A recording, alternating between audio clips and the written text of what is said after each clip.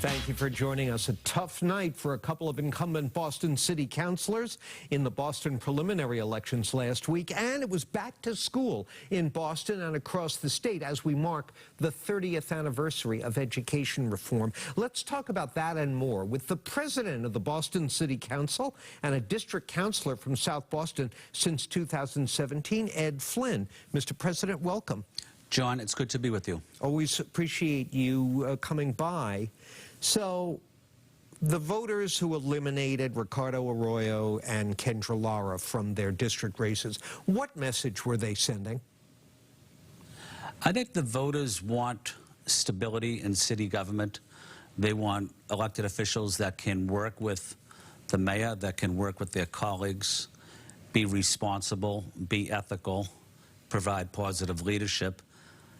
And the residents also expect results from their elected officials to take the job seriously and to be accountable. And I think that was the message that I received from those results is voters are smart, they're paying attention, and they want us to provide positive, ethical leadership and to put the city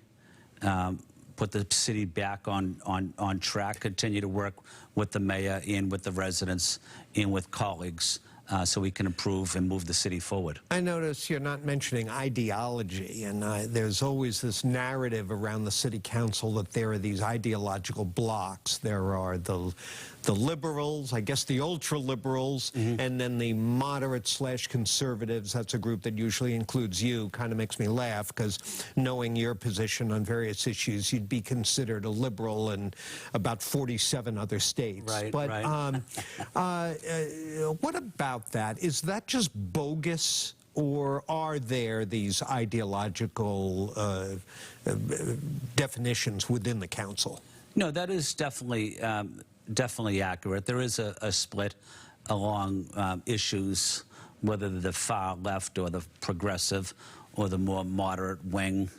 But it's about working together, and it's about showing up and doing the job and trying to come up with a compromise. Compromise is really not a dirty word. It shouldn't be a dirty word. But, you know, we just can't vote necessarily all progressive issues without considering the impact it has on the other parts of the city as well. What's Mayor Wu?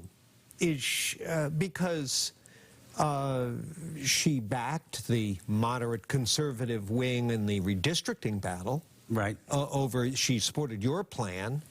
And she, I mean, how do you think of her? Is she a far left liberal? Well, know what I compare it to, John, is when you're on the city council, you have the luxury to do and say whatever you want, and there's no consequences, really.